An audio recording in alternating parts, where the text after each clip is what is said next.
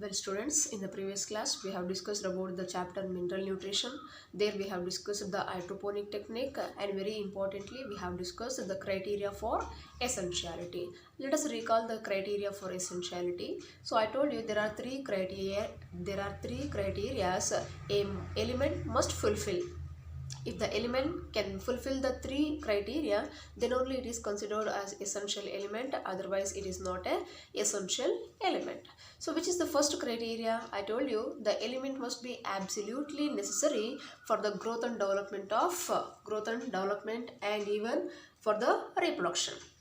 So the first criteria, the element must be absolutely necessary for the normal growth and reproduction. And the second criteria, I told you, the requirement of the element must be specific and it cannot be replaceable by any other element, and there is no other element which can fulfill the function of that element. And the third criteria, the element must be directly involved in the metabolism. So if an element can satisfy or fulfill the three criteria, then only the element is considered as the essential element. So here you can see very few minerals fulfill the criteria of essentiality. Not all the elements, only few mineral elements only can fulfill the criteria of essentiality. So these minerals are again divided into two groups according to their quantitative requirement. So the mineral elements are mainly classified into two types depending upon the requirement or quantitative requirement. So in how much quantity it is required, so based on that the elements are classified into two important types. One is called macronutrients and the other one is micronutrients.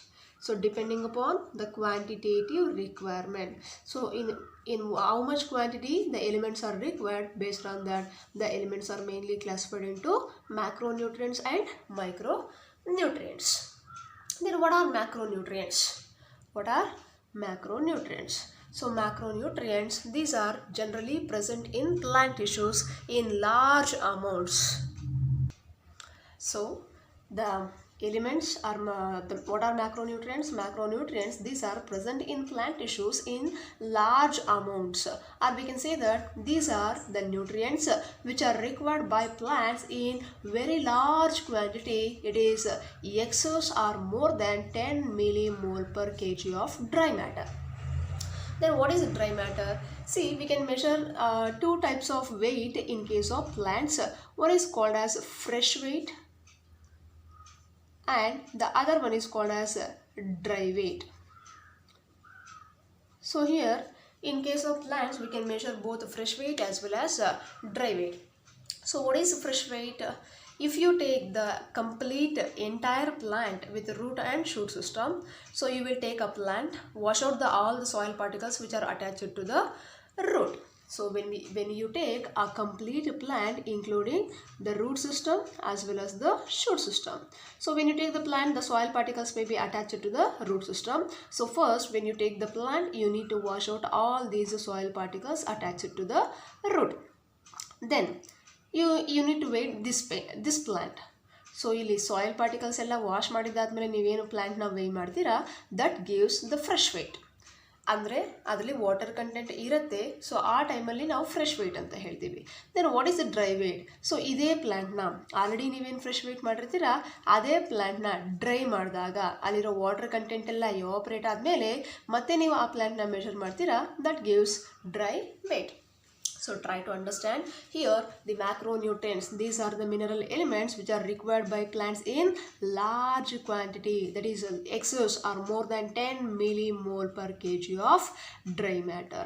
So ನೀವು ಆ ಪ್ಲಾಂಟಲ್ಲಿ dry ಮ್ಯಾಟರ್ನ measure ಮಾಡಿದಾಗ ಅಂದರೆ water content ಎಲ್ಲ evaporate ಆದಮೇಲೆ ನೀವೇನು weigh ಮಾಡ್ತೀರಾ, that is called dry weight. ಆ dry ವೇಟಲ್ಲಿ ನಿಮಗೆ ಲಾರ್ಜ್ ಕ್ವಾಂಟಿಟಿಯಲ್ಲಿ ಏನು ಸಿಗುತ್ತೆ ಅಂತಂದರೆ ಈ ಮ್ಯಾಕ್ರೋನ್ಯೂಟ್ರಿಯೆಂಟ್ಸು ಸಿಗುತ್ತೆ. So they are called as macronutrients, and the macronutrients mainly includes, so which are the macronutrients? So it is carbon, hydrogen, oxygen, nitrogen, phosphorus, sulfur, potassium, calcium and magnesium. So there are 9 macronutrients. You should remember the number of macronutrients are 9. So what are macronutrients? These are required by plants in large quantity, or they are present in plant body in a large quantity, that is more than 10 millimole per kg. It is more than 10 millimole per kg. And what are the macronutrients? So these are the macronutrients. There are around 9 macronutrients, including carbon, hydrogen, oxygen, nitrogen, phosphorus, sulfur, potassium, calcium and magnesium. So these are the 9 macronutrients. But so out of all these macronutrients, we are not getting all these from the soil. So here you can observe the out of these carbon, hydrogen and oxygen, these are not obtained from the soil. So whenever we say mineral elements, they are mainly obtained from the soil, but these are macronutrients only, carbon, hydrogen and oxygen. Why they are macronutrients? Because they are required by plants in large quantity. So as they are required by plants, they are considered as nutrients and they are belonging to macronutrients, but these are not obtained from the soil. Then from where we will get plants will get carbon, hydrogen and oxygen? So these are mainly obtained from air and water. So the carbon, hydrogen and oxygen, these are mainly obtained from air and water, while the others are absorbed from the soil as mineral nutrients. Except these three, except carbon, hydrogen and oxygen, remaining all are obtained from the soil only, but these three are obtained from air and water. So as these are obtained from air and water, we are not going to study about carbon, hydrogen and oxygen, because mineral nutrition is mainly focused on the elements which are obtained from the soil. So we are going to discuss in detail about all these macronutrients which are obtained from the soil. So why we are not discussing about carbon, hydrogen, oxygen? These are the macronutrients that are required by plants in large quantity, but these are not obtained from the soil. That's why no need to discuss about carbon, hydrogen and oxygen. Now we will discuss in detail about all these macronutrients. First we will start from the nitrogen.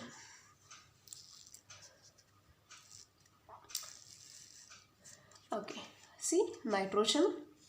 See nitrogen, it is required by plants in the greatest amount. So among all the macronutrients, nitrogen is the one major element which is required by plants in the greatest amount. When compared to other element, nitrogen is required by plants in the greatest amount. And so this nitrogen is mainly absorbed as nitrites, nitrates and ammonium ions. So it is nitrites, nitrates and ammonium ions. See, in the atmosphere there may be around 70 to 78% of nitrogen it is present in the atmosphere, but whatever the atmospheric nitrogen it is present, it cannot be directly utilized by the plants. It must be converted into the useful forms of nitrogen, that is nitrites, nitrates and ammonium ions. So in this chapter at last we will study about the nitrogen metabolism, where we will study the nitrogen fixation. There you will come to understand clearly. So here try to understand. So it is absorbed mainly, even though if it is present in the atmosphere. See, nitrogen is also a major component in the air, where 78% of the nitrogen is present in air. That is called as atmospheric nitrogen, and this atmospheric nitrogen cannot be utilized by the plants. Instead, it must be converted into nitrites, nitrates, ammonium. And usually this conversion will be taking place in the soil, so that the nitrites, nitrates and ammonium ions are mainly absorbed from the soil by plants. So it is absorbed in the form of nitrites, nitrates and ammonium ions. Then nitrogen is required by all parts of the plant, particularly the meristematic tissues and the metabolically active cells. See, nitrogen it is required in large quantity and it is required by all parts of the plant body. So all parts of the plant body requires nitrogen, but mainly it is required by meristematic tissues. You know, the meristematic tissues which are present in the root tip and shoot tip, they mainly require nitrogen, and even the metabolically active cells. So metabolically active cells in the sense the cells which are mainly taking place in the metabolism. Even such metabolically active cells also mainly require nitrogen. And it is one of the major constituent of proteins. So even the nitrogen, it is one of the important component of proteins. Even it is an important component of nucleic acids. See, you know nucleic acids like DNA and RNA. So here you will study about nitrogenous bases. Do you remember the nitrogenous bases? ಅಲ್ಲಿ ನೀವು nitrogenous bases ಅಂತ ಹೇಳ್ತಾ ಇದ್ದೀರಾ ಅಂತಂದರೆ ಅಲ್ಲಿ nitrogen is very very essential. So it is a component of proteins, nucleic acids, and even it is a component of vitamins and hormones. So ಪ್ರೋಟೀನ್ಸಲ್ಲಿ nitrogen ಇರುತ್ತೆ, nucleic ಆ್ಯಸಿಡ್ಸಲ್ಲಿ ಇರುತ್ತೆ, ವಿಟಮಿನ್ಸಲ್ಲಿ ಇರುತ್ತೆ, ಆ್ಯಂಡ್ ಈವನ್ ಹಾರ್ಮೋನ್ಸಲ್ಲೂ ನೈಟ್ರೋಜನ್ ಕಂಟೆಂಟ್ ಇರುತ್ತೆ. So that is about nitrogen. Next, when you come to phosphorus, see phosphorus, it is also present in the soil. Only one thing you should remember. So all these macro or micronutrients, the mineral elements which are absorbed from the soil in the form of ions. In the form of ions. So ಎಲ್ಲಾನು ಅಷ್ಟೇ ions ಫಾರ್ಮಲ್ಲಿ ಮಾತ್ರನೇ absorb ಮಾಡ್ಕೊಳ್ಳುತ್ತೆ.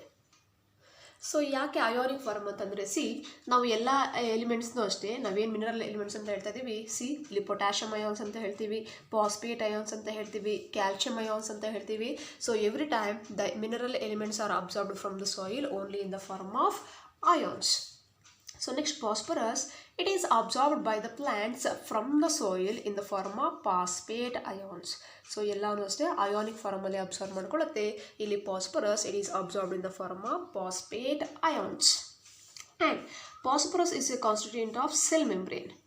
If you recall the cell membrane, that is a plasma membrane. Do you remember the fluid mosaic model that you studied in the cell chapter? So ಅಲ್ಲಿ ನೀವು phospholipid bilayer ಅಂತ ಹೇಳ್ತೀರಾ, ನೆನಪಿದೆಯಾ? So ಇಲ್ಲಿ phospholipid bilayer ಅಂತ ಹೇಳ್ತೀರಾ, ಅಲ್ಲಿ phospholipid ಅಂತ ಹೇಳ್ತಾ ಇದ್ದೀರಾ ಅಂತಂದರೆ ಅಲ್ಲಿ ಫಾಸ್ಫರಸ್ ಇರುತ್ತೆ. ಸೊ ಸೆಲ್ ಮೆಂಬ್ರೇನಲ್ಲಿ ಪ್ಲಾಸ್ಮಾ ಮೆಂಬ್ರೇನಲ್ಲಿ ಫಾಸ್ಫರಸ್ ಇಂಪಾರ್ಟೆಂಟ್ ಆಗಿರುತ್ತೆ, ಅದಕ್ಕೆ ನೀವು ಫಾಸ್ಫೋಲಿಪಿಡ್ ಬೈಲೇಯರ್ ಅಂತ ಹೇಳ್ತೀರಾ. So phosphorus it is a important constituent of cell membrane and certain proteins and all nucleic acids.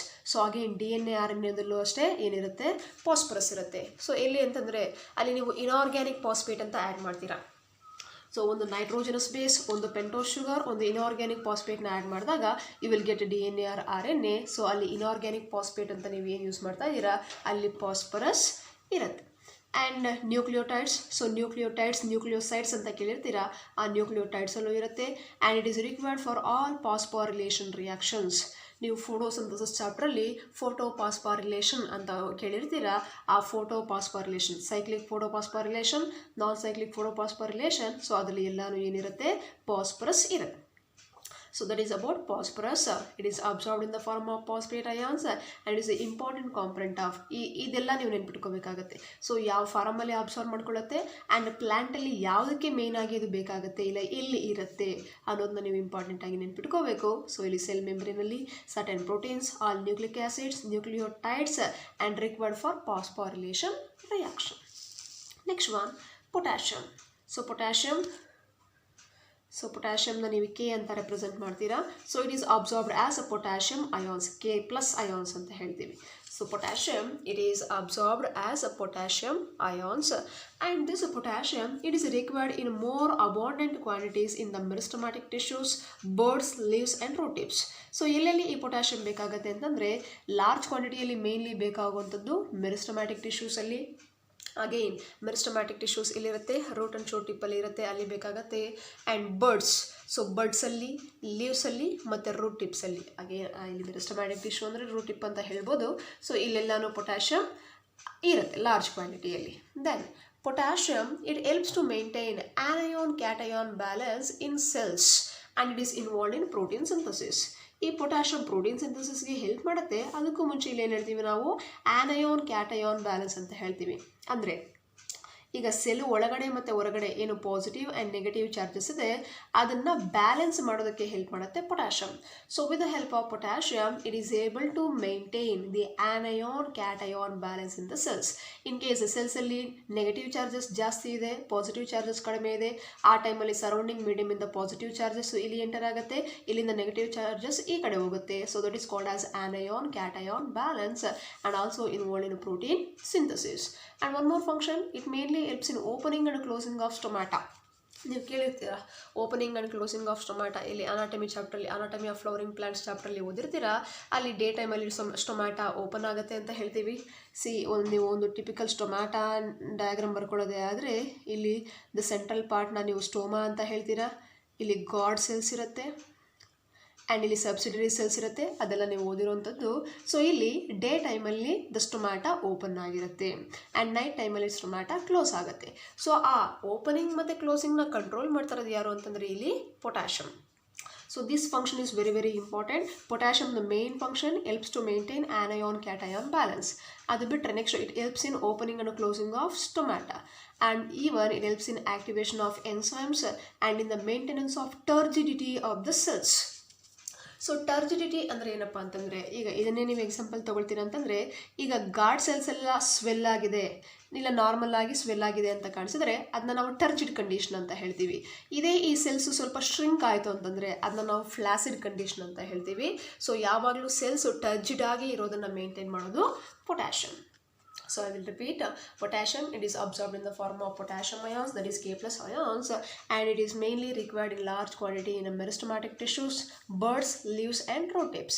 Adadmele it mainly helps in anion cation balance, involved in protein synthesis and opening and closing of stomata, activation of enzymes and maintaining turgidity of the cells. So this to potassium the functions. Next we will move on to calcium. So calcium, plants absorb calcium from the soil in the form of calcium ions. So ಇಲ್ಲಿ ಸಾಯಿಲಿಂದ plants absorb ಮಾಡ್ಕೋಬೇಕಾದ್ರೆ calcium ions ಥರ absorb ಮಾಡ್ಕೊಳ್ಳುತ್ತೆ, that is Ca2+. ಅದನ್ನ ನಾವು ionic form ಅಂತ ಹೇಳುವಂಥದ್ದು. Next calcium is required by meristematic and differentiating tissues. So ನೀವು ಅಲ್ಲಿ ರೂಟ್ ಟಿಪ್ ಇಲ್ಲ ಶೂಟ್ ಟಿಪ್ಪಲ್ಲಿ ಓದೋದಾದರೆ ಇಲ್ಲಿ ಡಿಫ್ರೆಂಟ್ ಝೋನ್ಸ್ ಬರುತ್ತೆ. ಈಗ ರೂಟ್ನೇ ತೊಗೊಂಡ್ರೆ ಅಲ್ಲಿ ಮೆರಿಸ್ಟಮ್ಯಾಟಿಕ್ ರೀಜನ್ ಅಂತ ಹೇಳ್ತೀವಿ, ಡಿವಿಷನ್ ಸೆಲ್ ಡಿವಿಷನ್ ಸ್ಟೇಟ್ ಅಂತ ಹೇಳ್ತೀವಿ, ಸೆಲ್ ಎಲಾಂಗೇಷನ್ ಅಂತ ಹೇಳ್ತೀವಿ, ಸೆಲ್ ಮೆಚುರೇಷನ್ ಅಂತ ಹೇಳ್ತೀವಿ. ಸೊ ಅಲ್ಲಿ ಅಷ್ಟೇ ಇಲ್ಲಿ ಮೆರಿಸ್ಟಮ್ಯಾಟಿಕ್ ಸೆಲ್ಸಲ್ಲಿ ಕ್ಯಾಲ್ಶಿಯಂ ಬೇಕಾಗುತ್ತೆ ಆ್ಯಂಡ್ ಈವನ್ ದ ಡಿಫರೆನ್ಷಿಯೇಟಿಂಗ್ ಟಿಶ್ಯೂಸಲ್ಲೂ ಕ್ಯಾಲ್ಶಿಯಂ ಬೇಕಾಗುತ್ತೆ.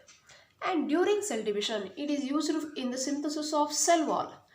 ಸೊ ಸೆಲ್ ವಾಲ್ ಸಿಂಥಸಿಸ್ ಆಗಬೇಕಾದ್ರೆ ಕ್ಯಾಲ್ಶಿಯಂ ಬೇಕೇ ಬೇಕಾಗುತ್ತೆ, particularly as A calcium pectate in the middle lamella. ನೀವು ಸೆಲ್ ವಾಲ್ ಬಗ್ಗೆ ಸೆಲ್ ಚಾಪ್ಟ್ರಲ್ಲಿ ಓದಿರ್ತೀರಾ. ಅಲ್ಲಿ ಇನ್ between the two adjacent cells, ಈಗ ಎರಡು ಸೆಲ್ಸ್ ಮಧ್ಯದಲ್ಲಿ ಒಂದು ಸಿಮೆಂಟಿಂಗ್ ಲೇಯರ್ ಅಂತ ಇರುತ್ತೆ, that is called as middle lamella. So ಇದನ್ನು ನಾವು ಮಿಡಲ್ ಲ್ಯಾಮೆಲ್ಲಾ ಅಂತ ಹೇಳ್ತೀವಿ. That middle lamella it is mainly made up of calcium pectate and magnesium pectate. ಅದು ನಿಮಗೆ ಆಲ್ರೆಡಿ ಗೊತ್ತಿರೋವಂಥದ್ದು. So in between the two cells there is a middle lamella that is mainly made up of calcium pectate and magnesium pectate. ಈಗ ಅಲ್ಲಿ calcium pectate ಇದೆ ಅಂತಂದರೆ ಅಲ್ಲಿ calcium requirement ಇರುತ್ತೆ. So during cell division, cell divide ಆಗೋ ಟೈಮಲ್ಲಿ ಈಗ ಒಂದು ಸೆಲ್ಲು ಡಿವೈಡ್ ಆಗ್ತಾ ಇದೆ ಅಂತಂದರೆ ಅಲ್ಲಿ ಏನು ಒಂದು ವಾಲ್ ಫಾರ್ಮೇಷನ್ ಆಗ್ತಾ ಇದೆ, ಆ ವಾಲ್ ಏನಾಗಿರುತ್ತೆ, ಸಿಮೆಂಟಿಂಗ್ ಲೇಯರ್ ಆಗಿರುತ್ತೆ, that is called as middle lamella. ಆ ಮಿಡಲ್ ಲ್ಯಾಮೆಲ್ಲಾ ಯಾವುದರಿಂದ ಆಗ್ತಾ ಇರುತ್ತೆ, ಕ್ಯಾಲ್ಶಿಯಂ ಪೆಕ್ಟೇಟಿಂದ ಆಗ್ತಾ ಇರುತ್ತೆ. So this is one of the important function of calcium.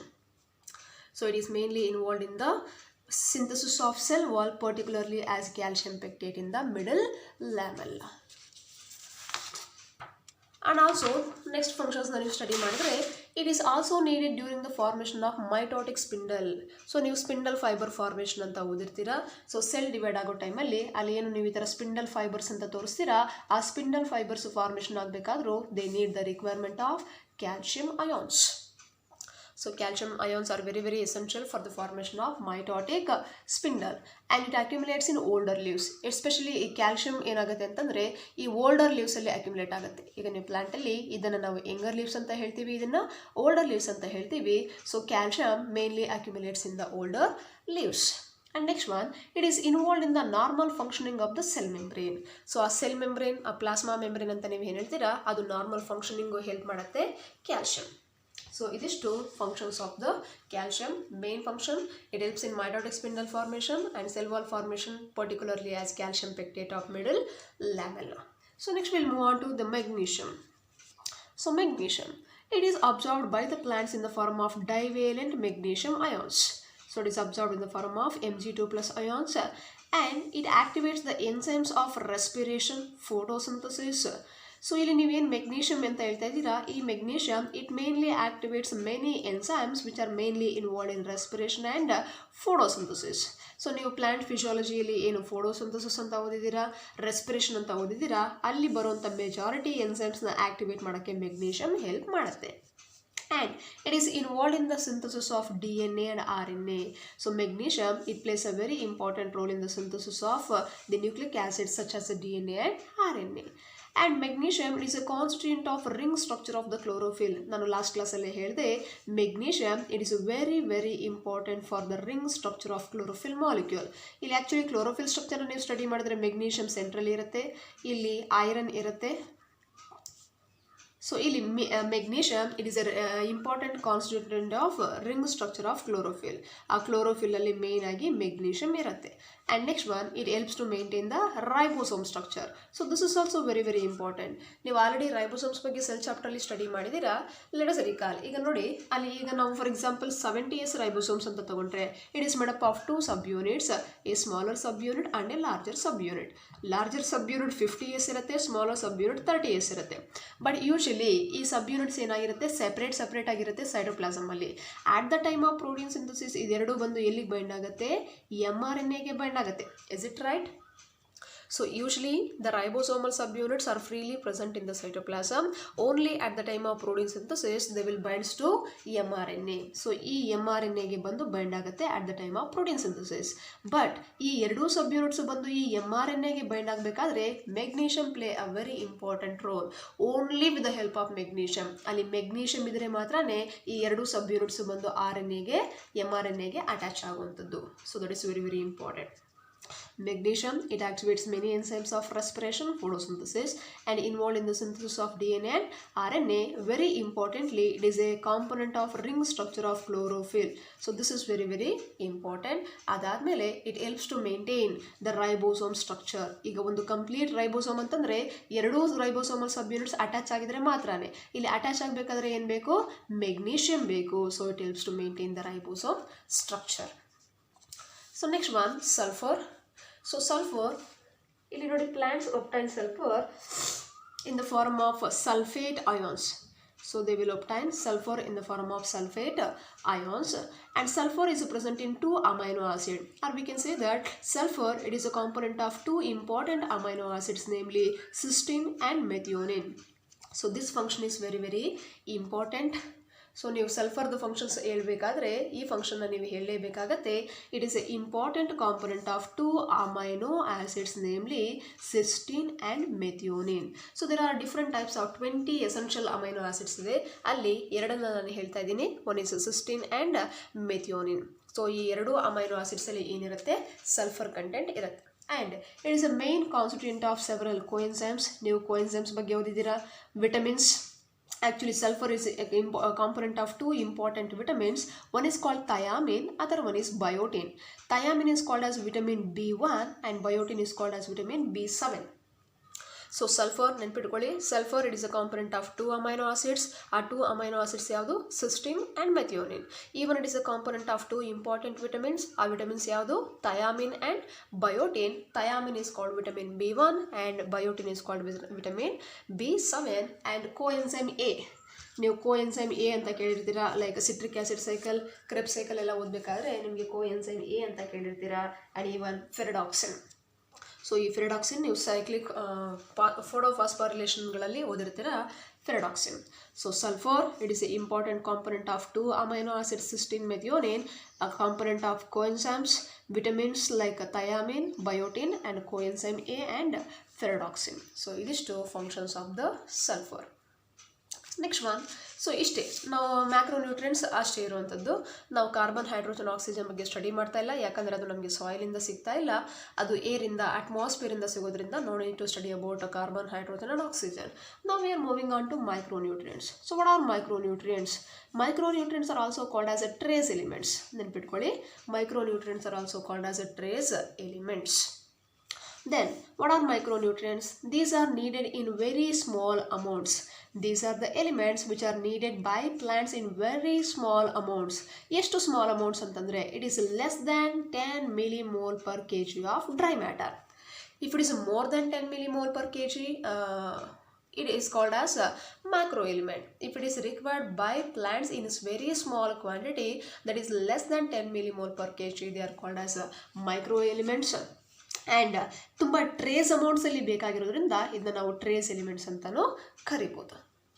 And ಇಲ್ಲಿ the micro nutrients includes iron, manganese, copper, molybdenum, zinc, boron, chlorine and nickel. So ಇದಿಷ್ಟು micro nutrients. So ನಾವು ಆಗಲೇ 9 macro ನ್ಯೂಟ್ರಿಯೆಂಟ್ಸ್ನ ಹೇಳಿದ್ವಿ. ಅಲ್ಲಿ ಕಾರ್ಬನ್, ಹೈಡ್ರೋಜನ್, ಆಕ್ಸಿಜನ್ನ ಬಿಟ್ಟು ನಮಗೆ 6 macro nutrients ಇದೆ ಇಲ್ಲಿ. ಸೊ ನೀವು ನೋಡ್ಬೋದು iron, manganese, copper, molybdenum, zinc, boron, chlorine and nickel. There are 7 micronutrients.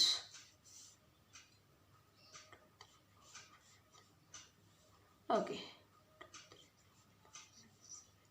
Sorry, 8 ಇದೆ. So there are 8 micronutrients. Then what are micronutrients? These are required by plants in very small quantity, less than 10 millimole per kg of dry matter. ಅದರಲ್ಲಿ ನಮಗೆ iron, manganese, copper, molybdenum, zinc, boron, chlorine and nickel. So first we will study about the iron. See, iron, plants obtain iron in the form of ferric ions. ಅದನ್ನ ನಾವು Fe3+ ions ಅಂತ ಹೇಳ್ತೀವಿ. So plants obtain iron in the form of ferric ions. And it is required in large amounts in comparison to other micronutrients. See, now iron ಏನು ಹೇಳ್ತೀವಿ, it is required by iron, it is a micro element because it is required by plants in very small quantity. But ಎಲ್ಲ ಮೈಕ್ರೋನ್ಯೂಟ್ರಿಯೆಂಟ್ಸ್ಗೆ ನೀವು compare ಮಾಡಿದ್ರೆ ಆದರೆ iron ಸ್ವಲ್ಪ ಜಾಸ್ತಿ ಬೇಕಾಗುತ್ತೆ. ಪ್ಲ್ಯಾಂಟ್ಸ್ಗೆ ಬೇಕಾಗಿರೋದು ಕಡಿಮೆನೇ ಎಲ್ಲ ಮೈಕ್ರೋನ್ಯೂಟ್ರಿಯೆಂಟ್ಸ್, ಅದರಲ್ಲಿ ಐರನ್ ಮಾತ್ರ ಒಂದು ಸ್ವಲ್ಪ ಜಾಸ್ತಿ ಬೇಕಾಗುತ್ತೆ ಪ್ಲ್ಯಾಂಟ್ಸ್ಗೆ. So it is required in larger amounts in comparison to other micronutrients.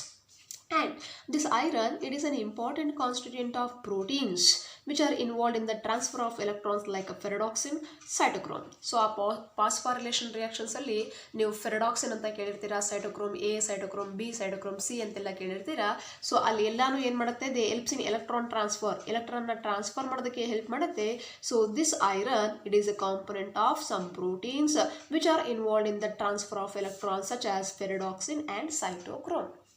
This is important, and it is reversibly oxidized from Fe2+ to Fe3+ during electron transfer. So electron transfer time alli adu reversibly ಏನಾಗುತ್ತೆ, oxidise ಆಗುತ್ತೆ from Fe2+ to Fe3+. Next one, it activates certain enzymes such as catalase enzyme. So ಇಲ್ಲಿ ಒಂದು catalase ಅನ್ನೋ enzymes ನ activate ಮಾಡಬೇಕಾದ್ರೆ iron ಬೇಕಾಗುತ್ತೆ. and even it is essential for the formation of chlorophyll. ಯಾಕೆ ಕ್ಲೋರೋಫಿಲ್ಗೆ ಬೇಕಾಗುತ್ತೆ ನಾನು ಆಗ್ಲೇ ಹೇಳಿದೆ. ಸೊ ಆ ರಿಂಗ್ ಸ್ಟ್ರಕ್ಚರ್ನ ನಾವು ಸ್ಟಡಿ ಮಾಡಿದಾಗ ಮಧ್ಯದಲ್ಲಿ ಮೆಗ್ನೀಷಿಯಂ ಇದ್ರೆ ಅದ್ರ ಸುತ್ತ 4 ಸೈಡ್ಸ್ ಅಲ್ಲಿ ಏನಿರುತ್ತೆ, ಐರನ್ ಇರುತ್ತೆ ಅಂತಂದಾಗ, so iron is also very very essential for the chlorophyll. So ferredoxin, cytochromes ಆ ಪ್ರೋಟೀನ್ಸ್ಗೆ ಬೇಕಾಗುತ್ತೆ ಎಲೆಕ್ಟ್ರಾನ್ ಟ್ರಾನ್ಸ್ಫರ್ ಮಾಡಬೇಕಾದ್ರೆ, and activates the enzyme called as catalase enzyme, ಮತ್ತು it is required for the formation of chlorophyll. So next one, manganese. So manganese, it is absorbed in the form of manganous ions, Mn2+ ions ಅಂತ ಹೇಳ್ತೀವಿ. And it activates many enzymes involve in photosynthesis, respiration and nitrogen metabolism. So manganese ನಾವು ಆಗಲೇ ಮೆಗ್ನೀಷಿಯಮ್ಗೆ ಹೇಳಿದ್ವಿ, it activates enzymes involve in photosynthesis and respiration. So not only magnesium, even manganese. So manganese also helps in activation of enzymes involved in photosynthesis, respiration. ಅದ್ರ ಜೊತೆಗೆ nitrogen metabolism ಅಲ್ಲಿ ಬರೋ enzymes ನ activate ಮಾಡಬೇಕಾದ್ರೂ ಅಲ್ಲಿ ನಮಗೆ ಮ್ಯಾಂಗನೀಸ್ ಬೇಕಾಗತ್ತೆ. ಮತ್ತೆ it is required in splitting of water to liberate oxygen during photosynthesis. ಇಲ್ಲಿ ಫೋಟೋಸಿಂಥಸಿಸ್ ಅಲ್ಲಿ ನೀವು ಫೋಟೋಲೈಸಿಸ್ ಅಂತ ಕೇಳಿರ್ತೀರಾ. ಸೊ ವಾಟ್ ಈಸ್ ಫೋಟೋಲೈಸಿಸ್ ಅಂತಂದರೆ, it is splitting of water molecule or breaking of water molecule to liberate oxygen. So photosynthesis ಆಗಬೇಕಾದ್ರೆ ಅಲ್ಲಿ photolysis ಆಗೇ ಆಗುತ್ತೆ, that is a break down of water molecules. So ಏನಕ್ಕೆ split ಆಗ್ತಾ ಇದೆ ಅಂತಂದರೆ to liberate oxygen. So photosynthesis ಆಗಬೇಕಾದ್ರೆ ನಮ್ಗೆ ಏನು ಆಕ್ಸಿಜನ್ ಲಿಬರೇಟ್ ಆಗುತ್ತೆ, that is mainly because of photolysis. ಇಲ್ಲಿ ಆ ವಾಟರ್ ಮಾಲಿಕ್ಯೂಲ್ಸ್ ಸ್ಪ್ಲಿಟ್ ಆಗಬೇಕು, ಇಲ್ಲ ಫೋಟೋಲೈಸಿಸ್ ಆಗಬೇಕಾದ್ರೆ they require manganese. So manganese, it is very very important for the splitting of water molecules to liberate oxygen during photosynthesis.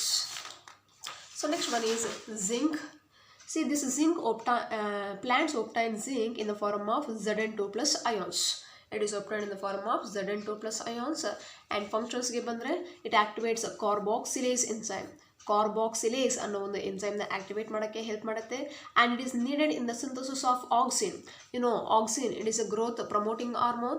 ಆ auxin ಸಿಂಥಸಿಸ್ಗೆ ಯಾವುದು help ಮಾಡುತ್ತೆ ಅಂತಂದರೆ ಜಿಂಕ್ ಹೆಲ್ಪ್ ಮಾಡುತ್ತೆ. Zinc it plays a very important role in the synthesis of auxin. ಇದಿಷ್ಟು zinc ಬಗ್ಗೆ. Next copper, it is absorbed as cupric ions. So copper it is mainly absorbed in the form of Cu2 plus ions, ಅಂದರೆ cupric ions ಅಂತ ಹೇಳ್ತೀವಿ. And it is associated with certain enzymes involved in the redox reactions. And it is also reversibly oxidise from Cu plus to Cu2 plus. ಇಲ್ಲೂ ನಾವು reversibly ಆಕ್ಸಿಡೈಸನ್ ಮಾಡ್ಬೋದು. But important function ಏನಪ್ಪ ಅಂತಂದರೆ it is associated with certain enzymes involved in redox reactions. So ನೀವು reduction oxidation reactions ಅಂತ ಕೇಳಿರ್ತೀರಾ, ಆ redox ರಿಯಾಕ್ಷನ್ಸಲ್ಲಿ copper involve ಆಗುತ್ತೆ. ಅದ್ರ ಜೊತೆಗೆ it is also important for the synthesis of vitamin C. Vitamin C ಅನ್ನೋ ಎನ್ಸೈಮ್ನ ಸಿಂಥಸಿಸ್ ಮಾಡೋದಕ್ಕೂ ಕಾಪರ್ ಬೇಕಾಗುತ್ತೆ.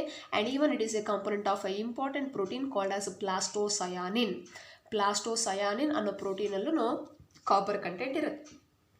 ಸೊ ರೆಡಾಕ್ಸ್ ರಿಯಾಕ್ಷನ್ಸಲ್ಲಿ ಬರೋ ಎನ್ಸೈಮ್ಸ್ನ ಆ್ಯಕ್ಟಿವೇಟ್ ಮಾಡೋದಕ್ಕೆ ಕಾಪರ್ ಬೇಕು, ವಿಟಮಿನ್ ಸಿ ಸಿಂಥಸಿಸ್ಗೆ ಬೇಕು, ಮತ್ತು ಪ್ಲಾಸ್ಟೋಸಯಾನಿನ್ ಪ್ರೋಟೀನ್ಗೂ ಇಲ್ಲಿ ಕಾಪರ್ ಬೇಕಾಗತ್ತೆ. So next one boron. Boron it is mainly absorbed as ಬೋರೇಟ್. ಅಲ್ಲಿ calcium borate, magnesium borate, boric acid ಅಂತೆಲ್ಲ ನಾವು ಹೇಳ್ತೀವಿ. So it is mainly absorbed in the form of borate. And this boron it is required for uptake and utilisation of calcium as well as membrane functioning. ನೋಡಿ, calcium it is a macronutrient, ಪ್ಲಾಂಟ್ಸ್ಗೆ larger ಕ್ವಾಂಟಿಟಿಯಲ್ಲಿ ಬೇಕು. But ಆ ಕ್ಯಾಲ್ಶಿಯಂನ absorb ಮಾಡಿಕೊಂಡು utilise ಮಾಡ್ಕೋಬೇಕಾದ್ರೆ ಇಲ್ಲಿ boron ಬೇಕಾಗತ್ತೆ. So ಈ micronutrient ಹೆಲ್ಪಿಂದ ಅಲ್ಲಿ ಕ್ಯಾಲ್ಶಿಯಂನ ಅಬ್ಸಾರ್ಬ್ ಮಾಡ್ಕೊಳ್ತಾ ಇದೆ, ಯುಟಿಲೈಸ್ ಮಾಡ್ಕೊಳ್ತಾ ಇದೆ plants. As well as membrane functioning. ಆ ಮೆಂಬ್ರೇನ್, ಸೆಲ್ ಮೆಂಬ್ರೇನ್ ಅಂತ ನಾವೇನು ಹೇಳ್ತಿದ್ದೀವಿ, ಅದ್ರ ಫಂಕ್ಷನಿಂಗ್ ಬೋರಾನ್ ಬೇಕಾಗತ್ತೆ. ಆ್ಯಂಡ್ ಪೋಲನ್ ಜೆರ್ಮಿನೇಷನ್ ನೀವೆಲ್ಲ ಕೇಳಿರ್ತೀರ, ಪೋಲನ್ ಗ್ರೈನ್ಸ್ ಅಂತ ಪ್ಲಾಂಟ್ಸಲ್ಲಿ, ಫ್ಲವರ್ಸಲ್ಲಿ. ಆ ಪೋಲನ್ ಗ್ರೈನ್ಸು ಸ್ಟಿಗ್ಮಾ ಮೇಲೆ ಬಂದಾಗ ಏನಾಗುತ್ತೆ, ಜೆರ್ಮಿನೇಟ್ ಆಗುತ್ತೆ ಅಂತ ಹೇಳ್ತೀರಾ. ಆ ಪೋಲನ್ ಜೆರ್ಮಿನೇಷನ್ಗೂ ಏನು ಬೇಕಾಗುತ್ತೆ, ಬೋರಾನ್ ಬೇಕಾಗುತ್ತೆ. And sell elongation. ಸೊ ಆ ಸೆಲ್ ಎಲಾಂಗೇಷನ್ ಝೋನಲ್ಲಿ ಏನು ಸೆಲ್ಸ್ ಎಲಾಂಗೇಟ್ ಆಗ್ತಾ ಇದೆ, ಡಿಫ್ರೆನ್ಷಿಯೇಟ್ ಆಗ್ತಾ ಇದೆ, ಮತ್ತು ಕಾರ್ಬೋಹೈಡ್ರೇಟ್ ಟ್ರಾನ್ಸ್ಲೊಕೇಶನ್. ಸೊ ಪ್ಲಾಂಟ್ಸಲ್ಲಿ ಆ ಶುಗರ್ ಆರ್ ಕಾರ್ಬೋಹೈಡ್ರೇಟ್ ಟ್ರಾನ್ಸ್ಲೊಕೇಟ್ ಮಾಡಬೇಕಾದ್ರೂ ಇಲ್ಲಿ ಬೋರಾನ್ ಬೇಕಾಗುತ್ತೆ. So boron it is mainly required for uptake and utilisation of calcium. ಅದ್ರ ಜೊತೆಗೆ membrane functioning, pollen germination, this is important, cell elongation, cell differentiation and carbohydrate translocation. Next one molybdenum. So molybdenum plants obtain it in the form of molybdate ions. Molybdate ions ತರ absorb ಮಾಡ್ಕೊಳ್ಳುತ್ತೆ. And it is a component of nitrogenase and nitrate reductase, both of which participate in the nitrogen metabolism. ನೀವು simple ಆಗಿ ಈ molybdenum ಅಂತಂದ್ರೆ it plays a very important role in nitrogen metabolism. ಅಲ್ಲಿ nitrogen metabolism ಅಲ್ಲಿ ನೀವು nitrogenase ಅಂತ ಒಂದು enzyme ಕೇಳ್ತೀರಾ, ನೈಟ್ರೇಟ್ ರಿಡಕ್ಟೇಸ್ ಅಂತ ಎನ್ಸೈಮ್ಸ್ ಕೇಳ್ತೀರಾ. ಆ ಎನ್ಸೈಮ್ಸ್ನ ಎಲ್ಲ ಆಕ್ಟಿವೇಟ್ ಮಾಡಬೇಕಾದ್ರೆ ಅಲ್ಲಿ molybdenum ಬೇಕು. So simply molybdenum it plays a very important role in nitrogen metabolism in order to activate the enzymes such as nitrogenase, nitrate reductase, etc. Next, lastly, chlorine. So chlorine it is absorbed in the form of chloride ions. And ಇಲ್ಲಿ ನೋಡಿ, sodium, potassium and chlorine helps in determining the solute concentration and the anion cation balance in the cells. ಇಲ್ಲಿ ಆನಯೋನ್ ಕ್ಯಾಟಯೋನ್ ಬ್ಯಾಲೆನ್ಸ್ಗೆ help ಮಾಡೋದು ಬರೀ potassium ಮಾತ್ರನೇ ಅಲ್ಲ. ನಾವಾಗಲೇ ಪೊಟ್ಯಾಷಿಯಮ್ಗೆ ಓದಿದ್ವಿ. Not only potassium, even chlorine. So chlorine and sodium, chlorine and potassium all together they helps in anion cation balance and they helps to determine solute concentration. So ನೀವು solute concentration ಬಗ್ಗೆ transport and plants ಅಲ್ಲಿ ಓದಿರ್ತೀರಾ. ಆ solute concentration ಗೆ ಬೇಕಾಗುತ್ತೆ ಮತ್ತೆ anion cation balance ಗೂ ಬೇಕಾಗುತ್ತೆ. And lastly, it is essential for the water splitting reaction, that is a photolysis. During photosynthesis, a reaction that leads to oxygen evolution. So photolysis ಗೆ mainly ಬೇಕಾಗಿರುವಂಥದ್ದು manganese. So manganese it helps to splitting the water molecule to liberate oxygen. So not only manganese ಮಾತ್ರನೇ ಅಲ್ಲ, chlorine also helps in photolysis. So what is photolysis? It is splitting of water molecules to liberate oxygen. So chlorine and manganese both take part in photolysis. ಮತ್ತೆ chlorine, sodium and potassium take part in anion cation balance. ಮತ್ತು ನಿಕ್ಕಲ್ದು functions ಏನಿಲ್ಲ. Nickel ಯಾವುದು ಕೆಲವೊಂದು ಪ್ಲಾಂಟ್ಸ್ಗೆ ಮಾತ್ರ ಬೇಕಾಗತ್ತೆ. And ಅಲ್ಲಿ ಯೂರಿಯೇಸ್ ಅನ್ನೋ ಎನ್ಸೈಮ್ನ activate ಮಾಡುತ್ತೆ. The nickel nickel it mainly takes parts in urea metabolism. So ಅಲ್ಲಿ ಯೂರಿಯಾ ಮೆಟಬಾಲಿಸಮ್ ಅಂತ ಬರುತ್ತೆ.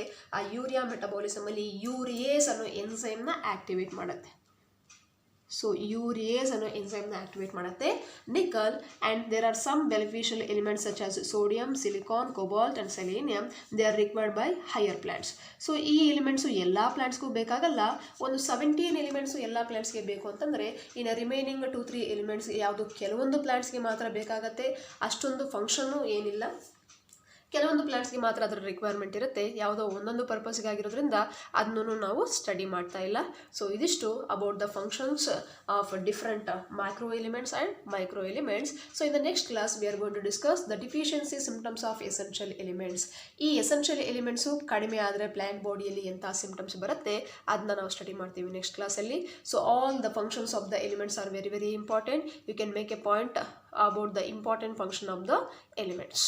Thank you.